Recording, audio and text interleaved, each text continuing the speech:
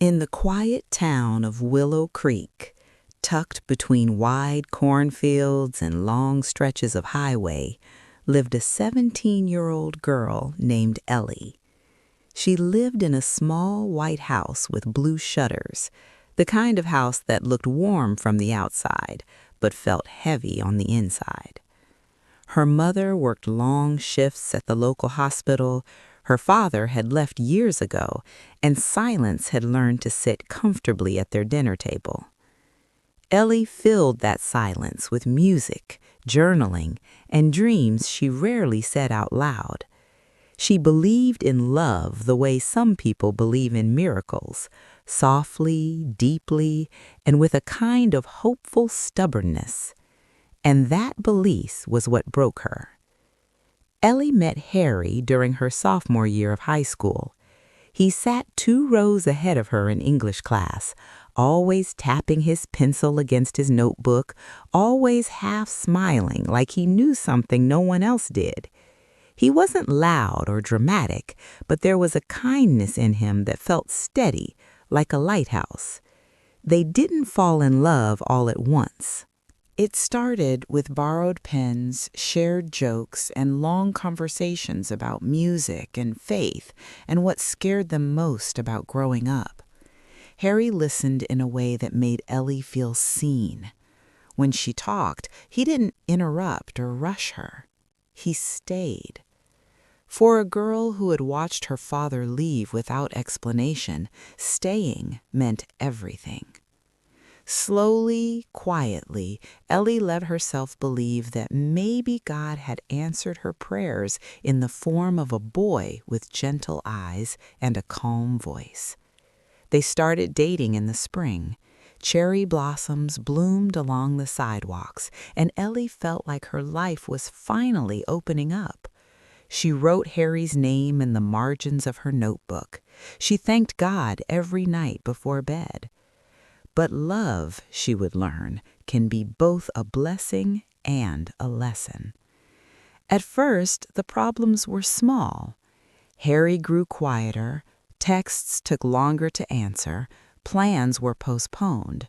When Ellie asked if something was wrong, he always said, "I'm just tired," or "I've got a lot going on." She wanted to believe him. Ellie prayed more. She asked God to help her be patient, to help her be enough. She wondered if love was supposed to feel like this, uncertain, fragile, like walking on glass. One night, sitting on her bedroom floor with the lights off, Ellie whispered, "God, if this is meant to last, please help us. And if it's not, please give me strength." She didn't know then that strength often comes disguised as heartbreak. The breakup happened on a gray Tuesday afternoon. They sat on a bench outside the school, the sky heavy with clouds. Harry wouldn't meet her eyes. His hands were clenched together, his foot tapping nervously. "I don't think I can do this anymore," he said. The words felt unreal, like they belonged to someone else's story. Ellie asked why. She asked what she did wrong. She asked if there was someone else. Each question hurt more than the last. Harry shook his head.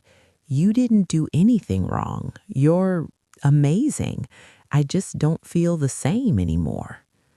That sentence echoed in her mind long after he walked away. I don't feel the same anymore. Love, she learned, does not always end with anger. Sometimes it ends quietly, leaving behind a silence so loud it feels unbearable. The days that followed blurred together. Ellie cried in the shower so her mother wouldn't hear. She avoided the hallways where Harry walked. She stopped listening to music because every song reminded her of him. At church, she sat in the back pew, staring at the stained glass windows and wondering why God would give her something so beautiful only to take it away. Her faith felt shaken. She still prayed, but the prayers were different now, shorter, heavier, filled with confusion. "Why, God?" she asked again and again. "Why would you let this happen?" No answer came, at least not the kind she expected. Weeks passed, then months. Summer arrived, but Ellie felt frozen in the moment Harry left. Friends tried to cheer her up.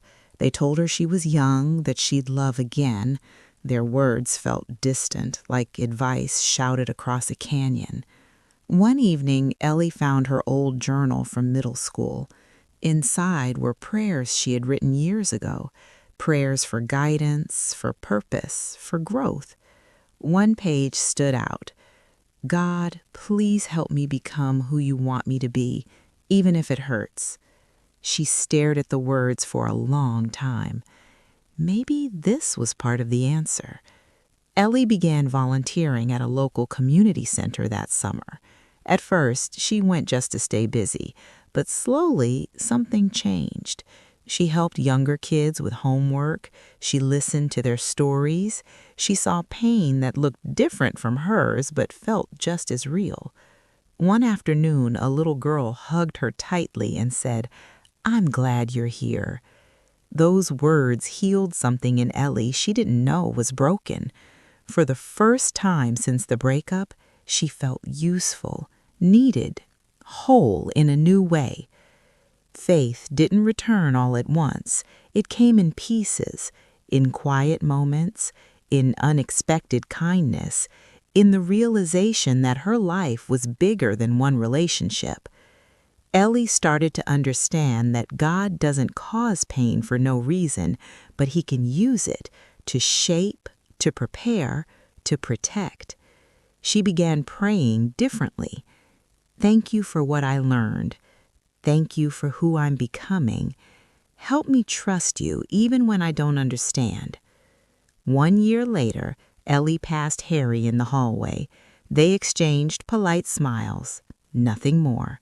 She didn't feel angry. She didn't feel sad. She felt grateful because losing him had led her to find herself and her faith in ways she never would have otherwise. On graduation night, Ellie stood beneath the stars, holding her diploma, her heart steady and hopeful. She didn't know what love would look like in the future, but she knew this: God's plan was bigger than her pain. Her heartbreak was not wasted. Everything happened for a reason, even the tears. And for the first time in a long time, Ellie smiled. Not because life was perfect, but because she trusted the one who was guiding her through every season.